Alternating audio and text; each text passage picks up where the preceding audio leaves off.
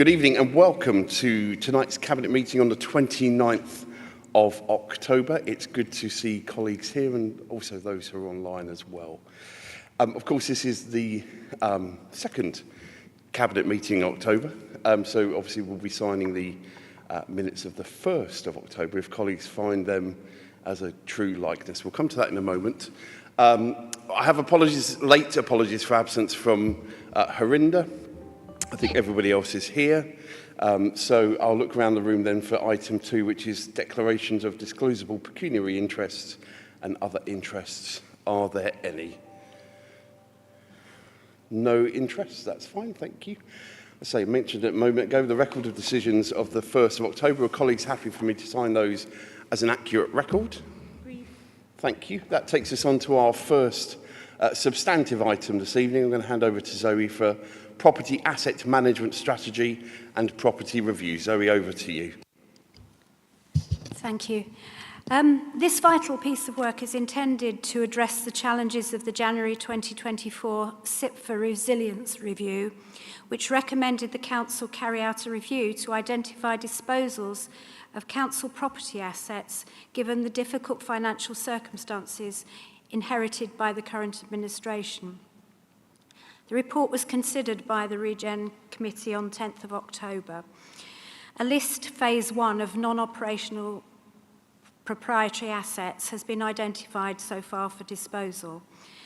Cabinet is requested to agree to declare the listed properties as surplus and to agree both the method of disposal for each property and to obtain the best price obtainable. The list of properties identified is at page 20 of the agenda, and you will find plans of these properties in the exempt agenda to the report, attached to the report in Appendix 1 and at page 20 of the report. These sales will generate revenue savings and capital receipts for the Council. We will in due course be seeking permission from the Parliamentary Secretary to the Cabinet Office, Georgia Gould, to authorise use of such capital receipts as appropriate to address the Council's budgetary position. Approval of the strategy is a matter for Cabinet, point 3, as are acquisitions and disposals of land and property of a value of over £100,000 per acquisition or disposal, and those over £500,000 to be reported to full Council following completion of transactions. In order to implement the strategy, additional staff resources will be required to resource the disposal within a budget of £400,000 per annum. And whilst this would normally be a matter for full Council, the Chief Executive's emergency powers will be requested to make this addition. Disposals will be considered in the context of ensuring that the remaining portfolio is aligned with the Council's needs and priorities.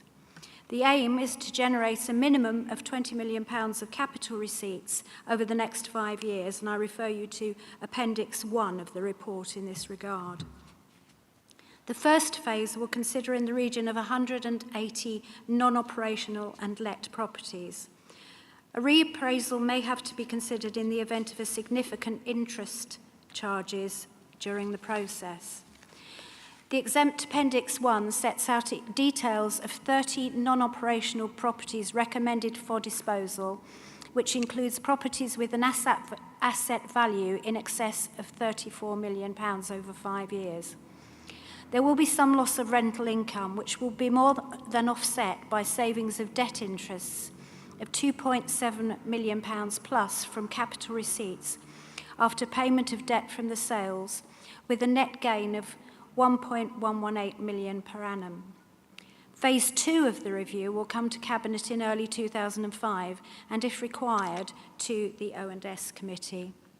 Section 4 of the report sets out certain operational properties for consideration of disposal. So there are 2 options available to the Council that we must decide on tonight. The first one is to take no action in respect of the strategy against the proposed recommendations of SIPFA, which is not realistically an option for the Council. Or 2, approve the strategy as set out in the report, and option 2 being the recommended option. And the details of the property asset management strategy are set out in Appendices 1 and 2 to the report. Thank you very much indeed, Zoe. I'll take Teresa first, then Simon. Yeah, thank you very much for that report, Zoe, and thank you to officers and indeed to the Regeneration Overview and Scrutiny Committee, to officers for bringing it forward, because there's a huge amount of detailed work, and to the Overview and Scrutiny Committee for their helpful comments. And I'm pleased to say that the members there in the first part of the report that we can see understood the reasons behind this. And I want to be clear. For a decade, the last administration held a property disposal target of £4 million for every year and never sold a thing. That's unacceptable. That's why we called CIPFA in to have a look at what was going on, because holding a target and then never meeting it, but allowing it to continue to roll year on year on the budget is unacceptable. That's not good practice. So this is our response to external scrutiny, which tells us that we should be looking at property disposal. And I think we're doing it, Zoe, I'm pleased to say, in a very transparent way. And already we're starting to receive responses from the public, some of them with good ideas, because we're very clear. It's not that we're having a fire sale. We're looking at how things can be used. We're prepared to consider options. We're prepared to consider ideas. And we want to hear from people if they think that one of the properties, for example, could be made into an asset of community value. So we're being very transparent about this process, very open, but with a clear expediency that this has got to happen. We don't want to carry things that can't do anything else, and I'm afraid some of these properties have fallen into significant disrepair, and there are lessons there for the future about the way we refurbish and maintain good order of the properties that stay on the portfolio. So I do support option 2, Zoe. I think it's absolutely the right thing to do, and the extra resource to make it happen. And I look forward to hearing responses and making sure that we continue our work in getting the Council's finances in good order. Thank you very much, Teresa. Simon? Thanks very much, Vincent. Thank you, Zoe, for the report, and to all the teams who put this together, because it's a hugely important piece of work. Again, the strategy is absolutely necessary. It addresses a lot of the issues that we've been faced with in relation to the Council's financial situation, and this will go a long way to help resolving a lot of those issues, and we have to tackle this, and as Teresa was saying, it should have been dealt with by the previous authority. I think within the context of the list that you've got there and all the different sites that are listed and stuff like that, people have expressed some concerns about this, that and the other, but I think just to assure everybody that there is this corporate landlord board being set up, which will look in granular detail at every site and its value to the council and what it can contribute and how it can be disposed of in a sensible way, whether it's worth, as Teresa was saying that. And a couple of the issues, for example, some farmland at Capston or some farmland near Riverside Country Park, we will be also looking at the natural capital of these areas and the biodiversity value that they have and what they bring in terms of green space value. So all these sites will be looked at really carefully before anything is taken forward for final realisation of any asset. So I just wanted to stress that point. Thank you. Thank you very much, Simon. Nina? Thank you, Vince. Thank you, Zoe, as well, and officers and the ONS committee. Within the context of the list, as Temple Manor is such a highly significant historic building, it is our hope that although Medway Council, due to the extremely precarious current financial position, is having to consider selling off its assets to balance the budget, that the sale of Temple Manor will be considered very carefully if indeed we cannot keep it, and that in such case, safe national custodians such as the English Heritage will step forward to purchase this ancient monument, so that not only will it remain in the management and safe care of English heritage, but will also be safely preserved for generations to come. Thank you. Thank you very much, Nina.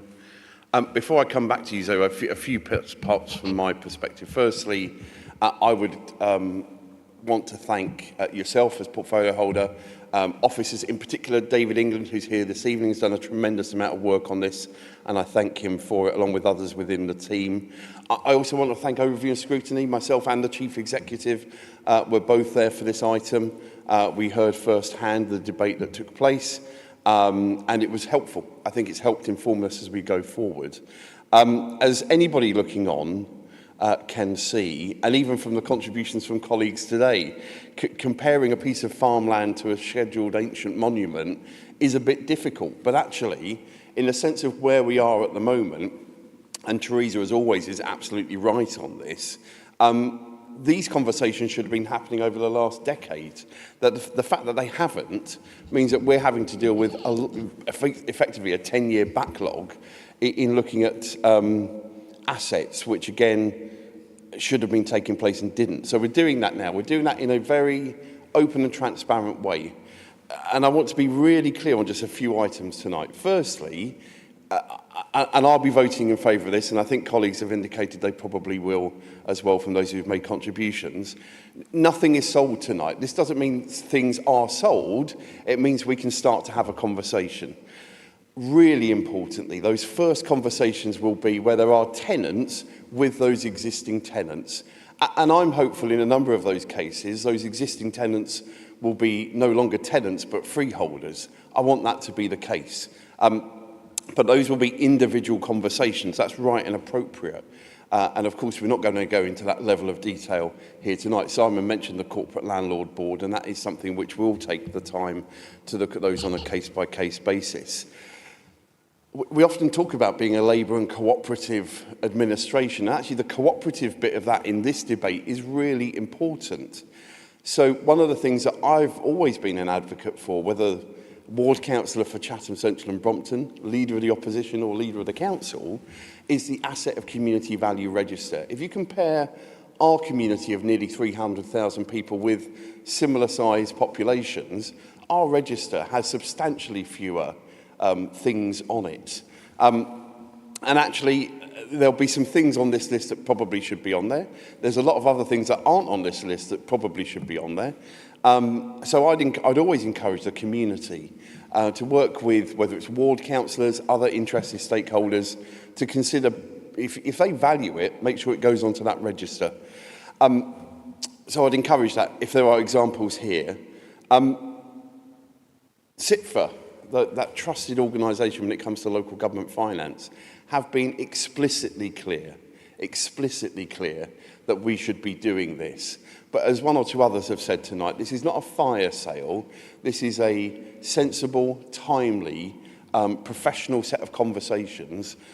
We've got a huge list here because this work hasn't happened, but that doesn't mean we're going to rush this through. We're going to have meaningful conversations. And as I say, certainly from my perspective, I'm hopeful where there are tenants that in a number of occasions those tenants may well become the freeholders. I've had emails to that effect. I know residents who are here tonight are interested from that perspective as well. So that's why we're being really open and transparent. Other councils, it's worth saying, other councils wouldn't have published the list. We've proactively chosen to do that because, again, we want to be really open and really transparent with everybody as we move forward. So I'll be voting in favour of this tonight.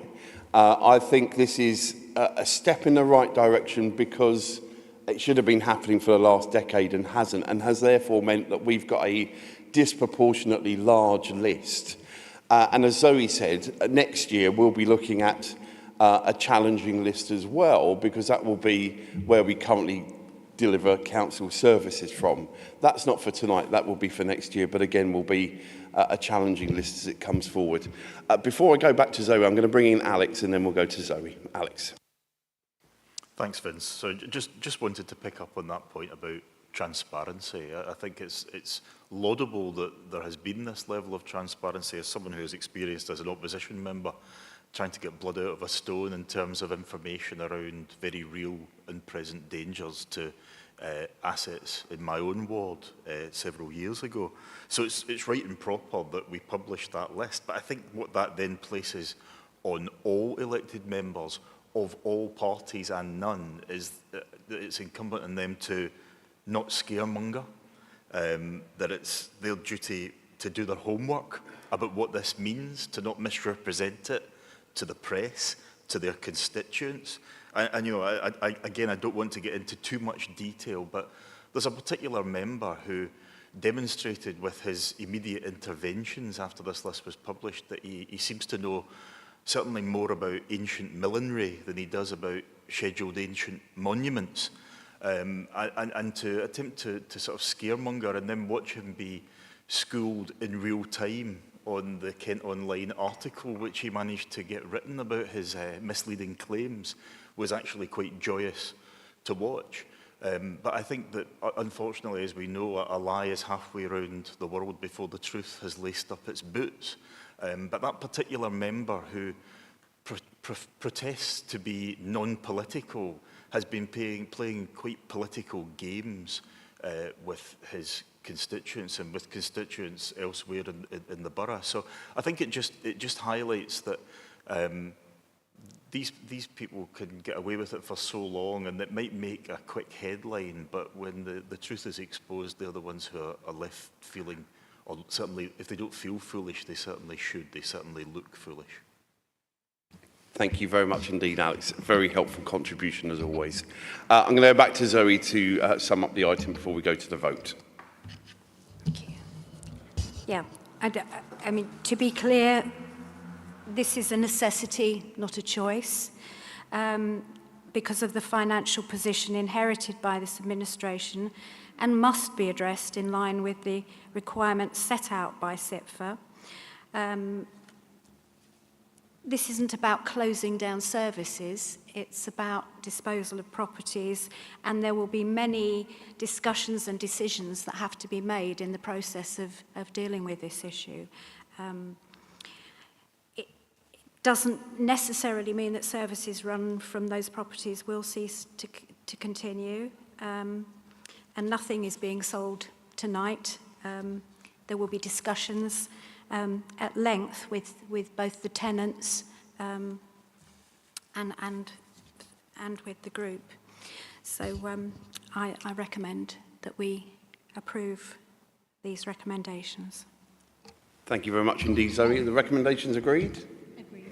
Thank you very much, everybody. Next item on the agenda item 5, Public Space Protection Order, otherwise known as PSPO, for dog control. Alex, over to you.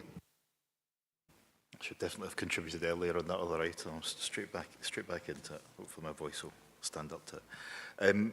First of all, I'd like to thank the public for the way that they have engaged with the consultation on the Public Spaces Protection Order. Really gratifying to see the number of responses, and particularly the number of responses from dog owners themselves. I think that's particularly valid. That is lived experience that we really value. And what's also clear, and I was never in any doubt of before the consultation, is that the vast majority of dog owners are responsible dog owners who care for not only for their pet, but also care for the communities that they live in and have respect for those public spaces. But what's also clear is that those responsible dog owners are very supportive of better controls being exercised on those owners who don't behave responsibly. So, you know, just to briefly outline the nature of this PSPO, it's another tool in the arsenal of enforcement officers in tackling something that I think is a genuine concern of residents. In summary, it makes a blanket offence of owners not clearing up after their dog anywhere in Medway that's open to the air and accessible to the public. I think that's the bare minimum that we would expect of them in that. But it also importantly introduces exclusion zones in certain areas where it's completely inappropriate for dogs to be in the first place and where people have every reasonable expectation of not encountering them. And that includes places like multi-sports areas, children's play parks. I think that's really important that we have those protected spaces, because just as important as people's right to have and own a pet responsibly is everyone else's right to live their life free of any intervention, unwanted intervention by pet owners or badly behaved animals. So I think that's really critical. The other important restriction which we are making clear in this PSPO is areas where dogs should be kept on leads. So that includes country parks, which I think is, again, legitimate. Someone said, well, that's the countryside. No, it's not. A country park is not the countryside. A country park is somewhere where people who live in a largely urban area like Medway are able to experience the great outdoors in a controlled way. And I think that it's important that that distinction is made. Country parks are not the countryside, and we are not willing to tolerate that sort of irresponsible behaviour from dog owners in those places. The other one that I think very much will be supported by the vast majority of the public is that dogs should be kept on leads in cemeteries. I think that's, again, the bare minimum of respect that we can show for people who may well be mourning a recently departed loved one and certainly shouldn't be encountering dog feces around graves. I think that, that's something that we have to really crack down on, and that's what this PSPO very clearly does. That's the point. It's about setting out those clear boundaries for dog owners. And I think, just to quickly summarise, dogs on leads, dogs can be asked to be put on leads by enforcement officers who can direct owners if the dog is behaving in a manner which is not considered to be appropriate.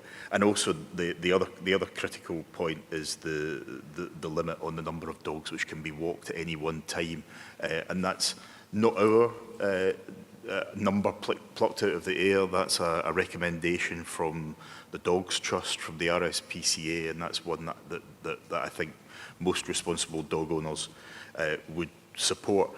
We've had some helpful contributions from Overview and Scrutiny on this item.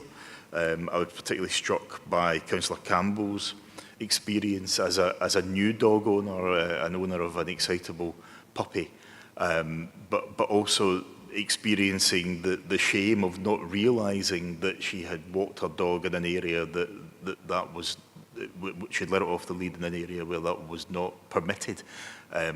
And it just shows the power of peer pressure, actually, which is probably, I would say, 99% of the enforcement on this PSPO. I'm not expecting dogs to be wandering round with tickets tucked under their collars as penalty notices, although if that's what's required of their owner, then absolutely correct that should happen. But I think the vast majority of enforcement will be done by other members of the public, by pointing out the rules, by those rules being absolutely crystal clear, by what we're doing with this PSPO in gathering together a number of disparate rules and bylaws and saying in one place, if you want to know what you can and can't do with your dog in Medway, it's all in this document, and you can't pretend that you don't know what you're doing. So I think that with that, I just finally say a PSPO, like the PSPO on nuisance vehicles,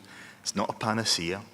This does not mean that dogs will suddenly become well-behaved overnight because the behaviour of their owners will suddenly change at the stroke of a pen.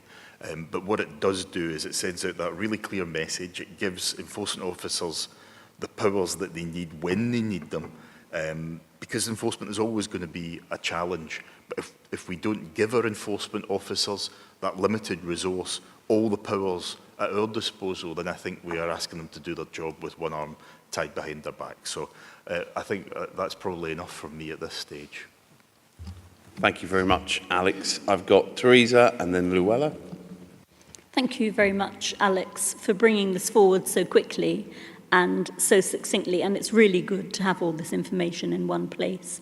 I think that's incredibly important, both, as you said, for the enforcement officer's sake, making their jobs easier because they can be very clear and feel secure in the information they're giving people, and indeed for members of the public. And I'm very pleased that this is backed up with some new signage across Medway, because as we heard at Regeneration, there can be confusion. Some of the signs anyway are very tatty and out of date, so I think it will be really good to sort of, you know, have a whole approach to the way that we introduce this and do it quickly. And Section 8 shows us there's overwhelming public support for this from dog owners and people who don't own dogs alike, with dog owners wanting to be seen, most of them, as responsible and not brought down by people who are not behaving responsibly, and members of the public who are not dog owners wanting to feel secure that actually dogs have got to behave properly and it isn't down to them to tell somebody what to do, because the law will now be on their side. And I think that's incredibly important. I'm also really pleased to see that we've got exemptions for disabled people and people who use seeing, hearing and other dogs, and indeed the police have got exemptions, and so have some of the rescue services, because as many people will know, dogs are often used to help in the hunt for missing persons. And actually, Vince, you and I had the pleasure of seeing a dog who was involved in supporting the rescue service given an award at the Radio Kent Make a Difference ceremony that we attended a few weeks ago. I know how much comfort pets can bring to people. I know what an important role dogs play actually in enforcement themselves. Having worked in the justice sector, it's quite extraordinary when you see drug dogs hunting down illegal substances. So we've got to make sure that whether they're working dogs, whether the dogs are pets, they're treated properly and everybody knows the boundaries. So I'm really pleased to support this piece of legislation, Alex. Thank you, Teresa. Luella? Thank you. Yes, thank you, Alex, for bringing this forward. There's nothing unreasonable here, and it can only benefit the wider community, not only to tackle the nuisance behaviour, but that's only a small minority of dog owners, as one I know. But also, it does confirm what is sensible in terms of places dogs can go. So, off-lead, away from sports pitches, play parks, in particular areas where we've heard recently from our birdwise colleagues where birds and other wildlife actually can be disturbed by dogs roaming around off-lead, and owners don't realise that. So those sort of guidelines really help support this. So the main thing as well is the responsibility for cleaning up after your dogs. So as a dog owner, I welcome it. Thank you very much. Simon, then Nina, then Zoe. Yeah, thanks very much, Alex, and thank you to the team, particularly to the environmental health officers who work with the animals and stuff like that. Did an amazing job, both from a sort of control point of view, but also from an educational point of view. And I think that's partly what this is about. I mean, we all know that dogs are not responsible for their bad behaviour. It's the owners who are responsible, and making them accountable for that behaviour is really important, and that's what this is all about. And just to mention, I was going to mention birdwise as well, but you already mentioned it. But you're absolutely right, Alex. In terms of country parks, the very definition of a country park is a gateway to the countryside, where people can learn about the countryside, what's involved there, get to feel it right for particularly people who live in very urban areas like the centre of Medway. They can go and learn about what the countryside is about. So if they do decide to walk further, then they understand the constraints that people are under in terms of protecting farm animals and such like as well.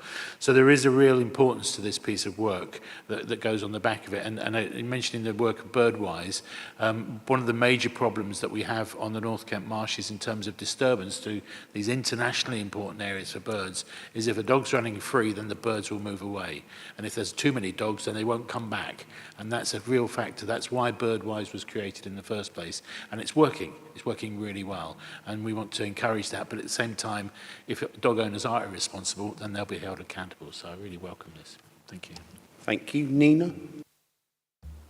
Thank you, Alex, and also the officers for the report. There is a clear rationale that you have provided for option 2 as recommended in the report for Medway-wide dog control PSPO. It is really positive that feedback from Medway residents have been taken on board, and also there are appropriate exemptions as outlined in the report. It seems to be very balanced, evidence-based, fair and proportionate, so on that basis I'm happy to support this report. Recommendations. Thanks. Thank you, Nina. Zoe? Thank you. Thank you, Alex, for bringing this item.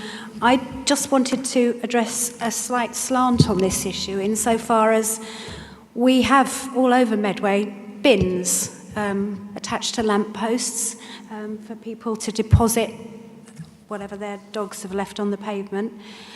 But I notice that when I walk around Medway, the bins are filled with people's household rubbish, and I think we probably need to draw that into this as well, because it's very difficult for people to deposit what their dog has left behind if the bins are full of rubbish that isn't supposed to be there. So I think we need to think about that and find a way of addressing that as well.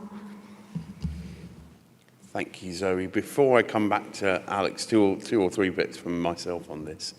Firstly, thank you to the nearly 300 people who responded to this consultation, a huge amount actually for a relatively small change that will make a huge difference to our communities. As others have mentioned, and Teresa and I have had a long history with this, both of us with cemeteries in our wards.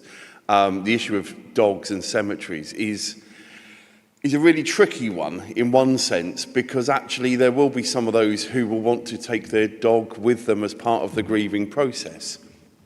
Nobody would want to stop that. No one has ever said to me, and I don't think to other colleagues, that should stop. That's different to irresponsible dog owners who let their dogs off the lead and act in a way which is simply unacceptable in that environment. So I really welcome the strengthening of our position on this. And it makes a difference. It matters. It really does matter. Certainly, myself, Teresa and Adam were at the LGA conference last week, and one of the things that I think all of us were told to go and do is go and look at the guide dog stand. They had a real focus this year on young people and kind of how the experiences of young people can be improved if they can have those support dogs, as Teresa says, at an early age, particularly for those obviously with vision impairment on that stand. So again, it shows that we want to make sure that the good dog owners, the good dogs which are making a positive contribution in so many ways, this is about the tiny minority of irresponsible owners. And I hope that they listen very carefully to this debate. I hope, as one or two others have made mention, they listen to other dog owners. One of the things which will very loudly and clearly tell a bad dog owner what they're doing is a good dog owner. And again, we heard experience of that at Overview and Scrutiny just a few weeks back.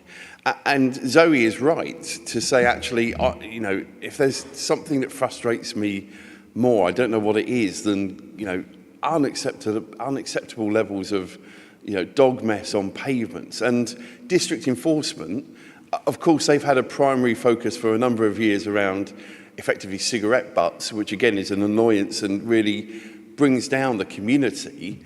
This is something they need to really step up into. Not literally, that would be a bit messy. But the residents of Medway will want to see, with these powers, you're right, if you haven't got the powers, it's difficult to enforce. We're giving those powers, subject to full council, of course. It's not us to make the decision. We'll be passing this on to full council in January, but I'm hoping there'll be almost unanimous support. I did note with interest one Conservative councillor voted against this at scrutiny. Hopefully they will see the error of their ways before it gets to January's full council meeting. But a huge thanks to yourself, Alex, to officers, and again to the public at large who have taken the time to play their part in yet another example of Medway Council listening, consulting, working, collaborating with the people of Medway. Alex, back to you. Thanks, Vince. Yeah, I watched that contribution that the less helpful contribution, perhaps we might call it, from ONS, a slightly inconsistent approach, particularly, you know, disappointing in someone who is supposed to be in a leadership position within that group to demand greater enforcement, but greater enforcement with fewer powers. That's completely inconsistent, and it reminds me of my comments on the previous item, where, you know, saying it's really important for members to do their homework and to not just play politics with an issue that is quite clearly very important to a great many people in Medway.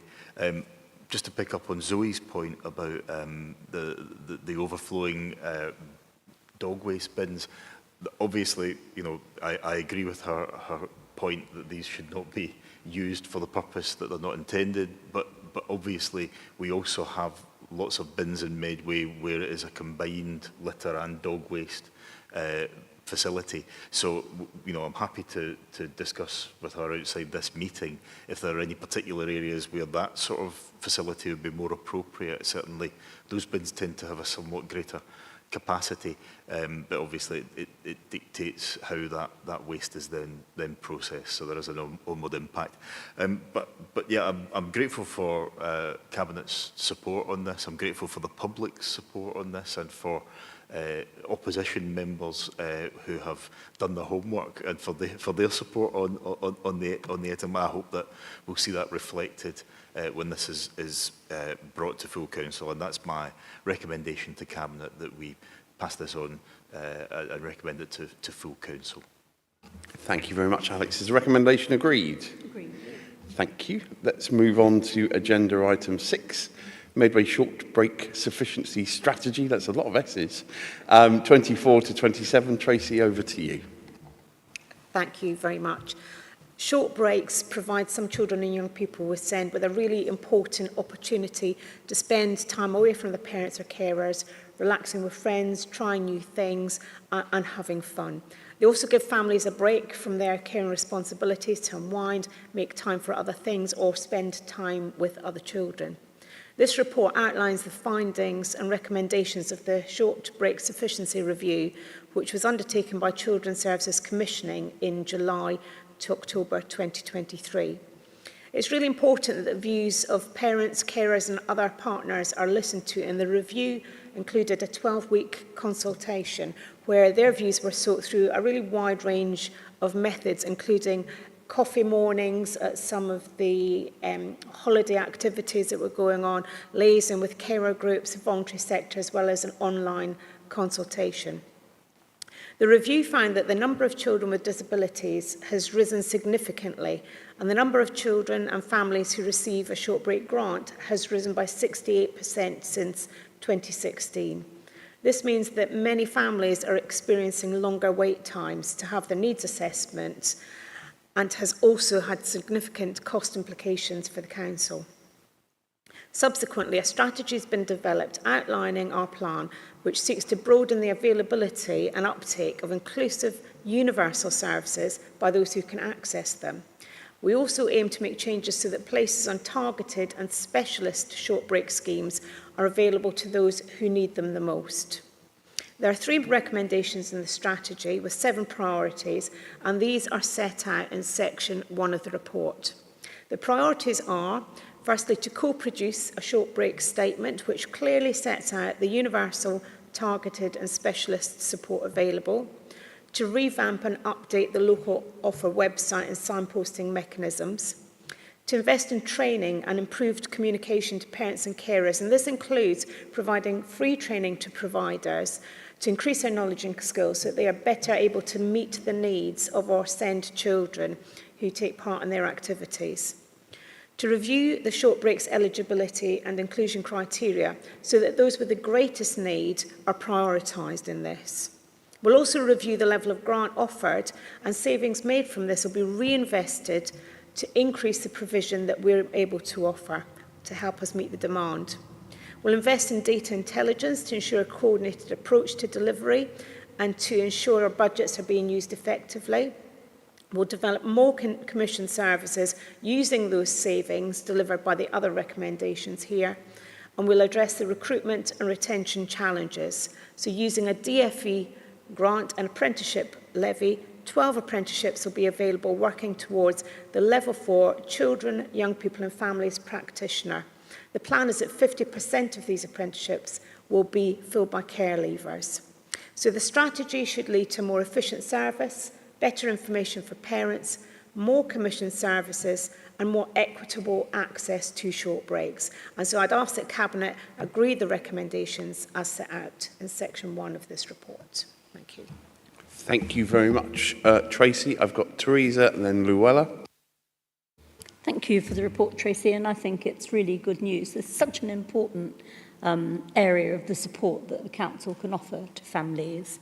And I'm particularly pleased about the apprenticeship programme with a view to prioritising entry to the programme by our care leavers who have got lived experience in some of these areas and will themselves have benefited in their lifetime, hopefully, from families having short breaks. So I think it's a really innovative idea and an area that's been refreshed in an incredibly thoughtful way and should lead to us being able to offer some really great provision to families. Thank you. Luella? Thanks, Tracy, and the officers for the work so far and what is to come. The short breaks are vital for the families that need them. So it's going to help those children, they're already getting it, but it will help more children, I think, and those more in need to get the confidence of being independent awake. I mean, you can't put a price on that, really, when you're with someone all the time. To have that confidence of being independent, learn new skills and make friends. And aside from that support, the respite for the adults who's getting that break as well, that's vital.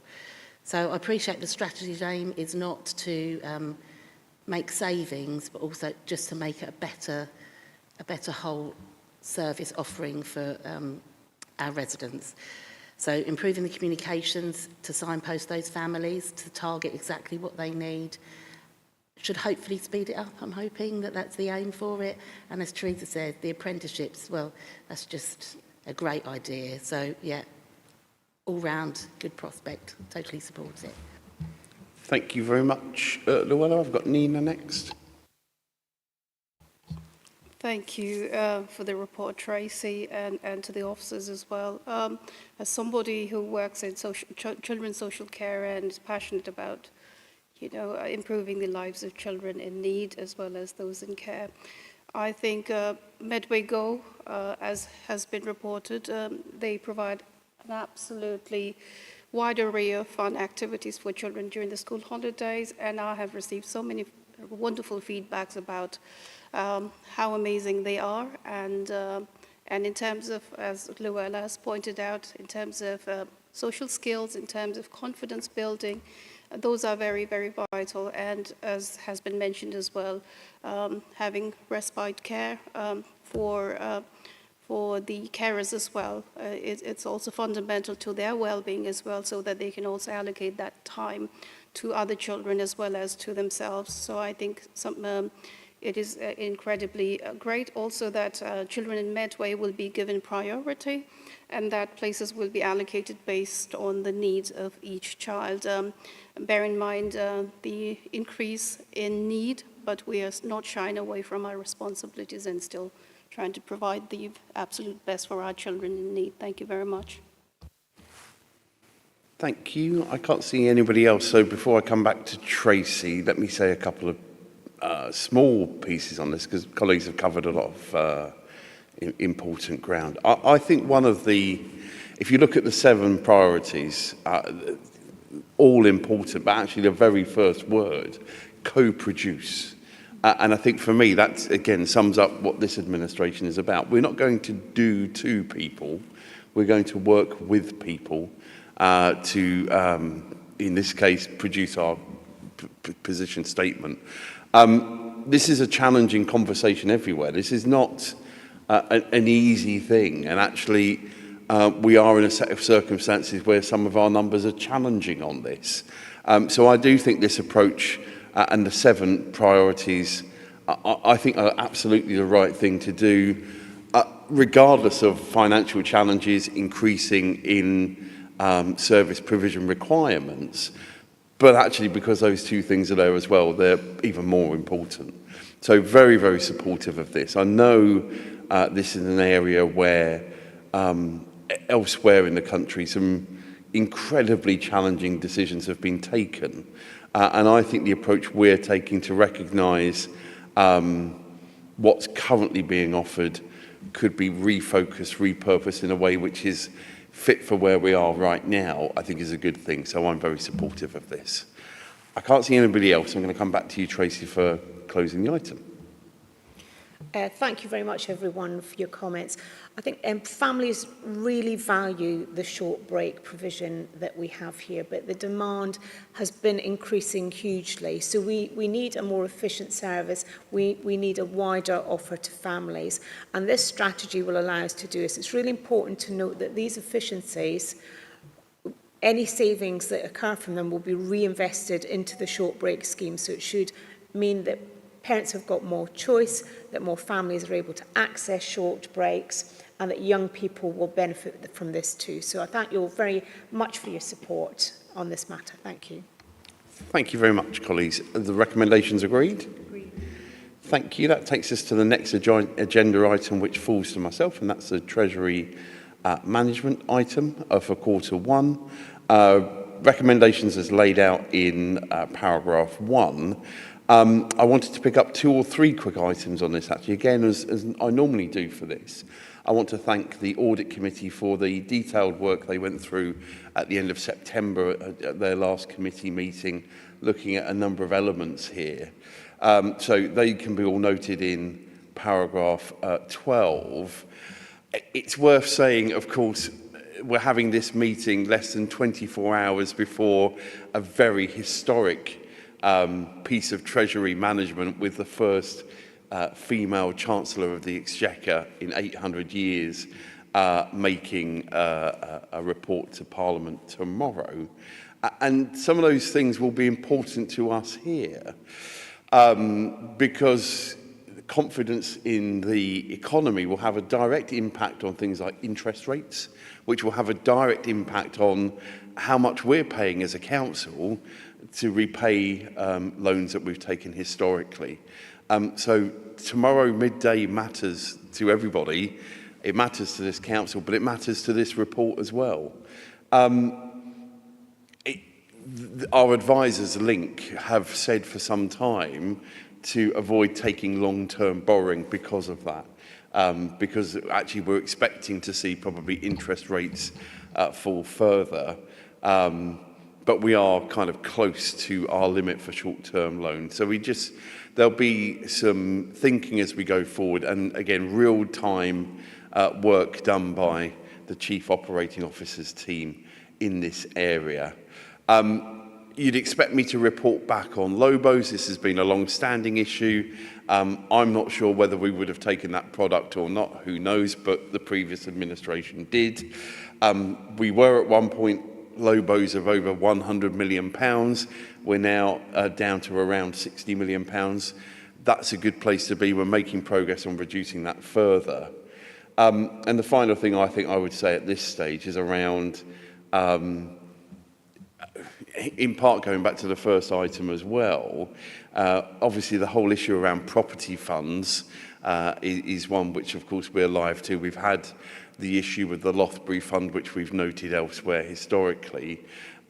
This could have an impact depending on what happens with similar funds elsewhere. We're not in any particular noted concern, but it is worth just saying that we've got experience, regrettably, in this council with one of those funds, the Lothbury Fund, ceasing to be where it should be. So I'll pause at that point. Happy to take any questions from colleagues. But as I normally do, my main thanks is to Audit Committee colleagues who go into the level of detail which we would never go into at a Cabinet meeting. If there's nothing, stunned silence from my collective colleagues. Are colleagues happy to accept the recommendations as laid out in paragraph 1? Thank you. Let's move on then to our final substantive item tonight, Gateway 1, Deprivation of Liberty Safeguards, known as DoLS assessments. Teresa, over to you. Yeah, thank you, Vince. I'm asking at this point to approve the commencement of procurement for deprivation of liberty safeguard assessments. This is a mandatory service. It's a contract that's worth well over £1 million. And it's such a specialist service that we're not able to employ the Section 12 doctors who are required to undertake these assessments.